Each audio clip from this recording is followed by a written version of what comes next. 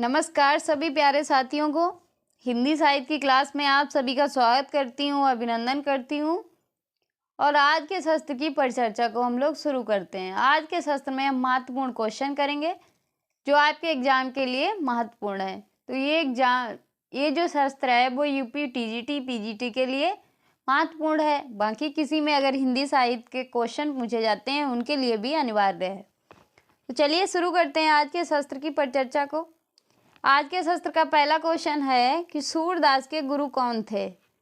रामानंद, रामदास, वल्लभाचार्य या विट्ठलनाथ? तो सूरदास के गुरु थे वो थे वल्लभाचार्य। कौन थे?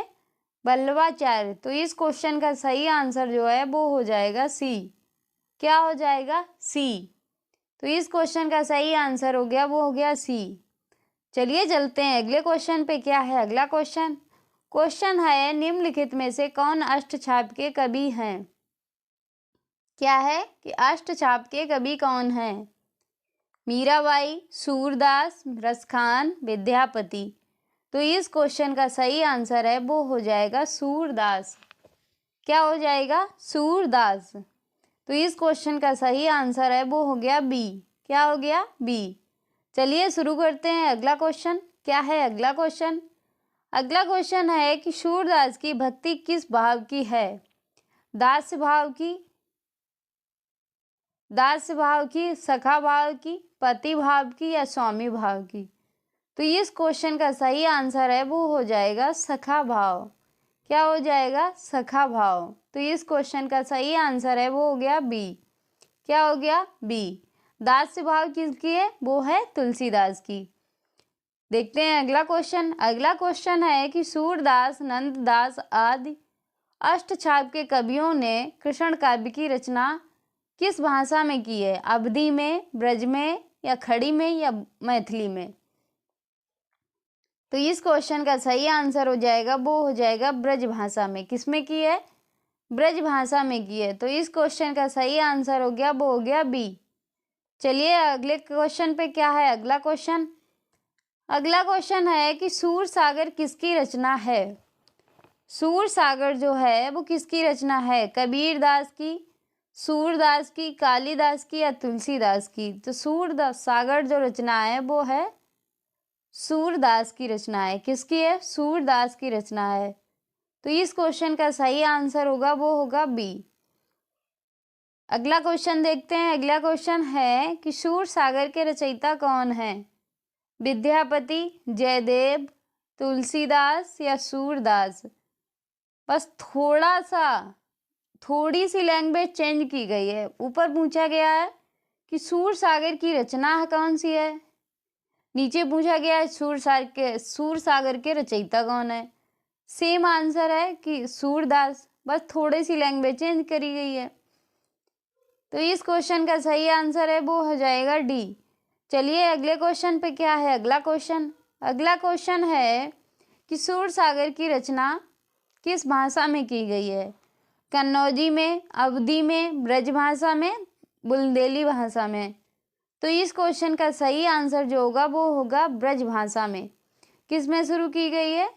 सूरदास की जो रचना है वो किस भाषा में की गई है? ब्रज भाषा में की गई है। अगला क्वेश्चन है कि ब्रज भाषा की एक प्रमुख रचना का नाम है। क्या है? पंचवटी, उर्वशी, सूरसागर, चिदंबरा? तो ब्रज भाषा की एक प्रमुख रचना है वो है सूरसागर। क्या है? सूरसागर। तो इस क्वेश्चन का सही आंसर है वो हो जाएगा सी। चलिए अगले क्वेश्चन पे। क्या है अगला क्वेश्चन है बाल चित्रण में कौन सा कवि श्रेष्ठ है? रसखान, मीराबाई, सूरदास, कबीरदास? तो बाल चित्रण में कौन है श्रेष्ठ? वो है सूरदास। कौन है? सूरदास। तो इस क्वेश्चन का सही आंसर हो जाएगा वो हो जाएगा सी। भ्रमर गीत के रचयिता कौन है? अगला क्वेश्चन है कि भ्रमर गीत के रचयिता कौन है? सूरदास, घनानंद, विद्यापति या शिव सिंह सेंगर? तो इस क्वेश्चन का सही आंसर है वो है सूरदास। कौन है? सूरदास। तो इस क्वेश्चन का सही आंसर क्या हो जाएगा? वो हो जाएगा ए। चलिए चलते हैं अगले क्वेश्चन पे। क्या है अगला अगला क्वेश्चन है कि निम्न में से किस पुस्तक में भ्रमर गीत का प्रसंग है?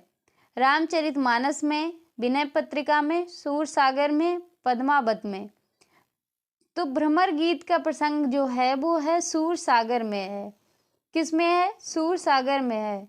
तो इस क्वेश्चन का सही आंसर जो होगा वो होगा सी। क्या होगा? सी।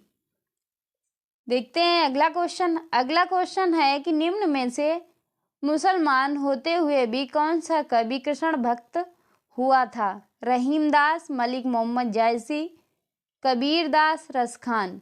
तो मुसलमान कौन कवि थे? वो थे रस खान थे। कौन थे? रस खान। तो इस क्वेश्चन का सही आंसर है वो हो जाएगा डी। चलिए चलते हैं अगले क्वेश्चन पे। क्या है अगला क्वेश्चन? अगला क्वेश्चन है कि इनमें से कौन सी कृति कवि सूरदास की नहीं है? साहित्य लहरी, सूरसागर, सुरावली, सुरसारावली या सुंदर विलास। तो सूरदास की कौन सी कृति नहीं है? सुंदर विलास। सुंदर विलास जो है वो सूरदास की नहीं है। अगला क्वेश्चन है कि सूरदास के पदों में से कौन सा रस नहीं पाया जाता है? श्रृंगार रस, वात्सल्य रस, शांत रस, भयानक रस। सूरदास के पदों में भयानक रस नहीं पाया जाता है। वात्सल्य रस बहुत ज़्यादा पाया जाता है, श्रृंगार रस भी पाया जाता है और शांत रस भी पाया जाता है, पर भयानक रस सूरदास के पदों में नहीं मिलता है। तो इस क्वेश्चन का सही आंसर है वो हो गया डी। चलिए चलते हैं अगले क्वेश्चन पे। क्या है अगला क्वेश्चन? अगला क्वेश्चन है बसो मेरे नैनन में नंदलाल किसकी कृति, किसकी पंक्ति है? सूरदास की, नंददास की, मीराबाई की, कृष्णदास की। तो ये जो पंक्ति है वो है मीराबाई की है। किसकी है? मीराबाई की है। तो इस क्वेश्चन का सही आंसर क्या हो जाएगा? सी। अगला क्वेश्चन है, आज का लास्ट क्वेश्चन है कि निम्नलिखित रचनाओं में कौन सी रचना सूरदास की नहीं है? रैमनी, सुरसरावली, सूरसागर, साहित्य लहरी। तो इस क्वेश्चन का सही आंसर है वो हो जाएगा रमैनी। रमैनी किसकी है? कबीर दास की। तो इस क्वेश्चन का सही आंसर हो गया ए। तो ये था आज का शस्त्र। आज के शस्त्र की यहीं पे समाप्ति करते हैं। मिलते हैं अगले शस्त्र में। तब तक के लिए जय हिंद।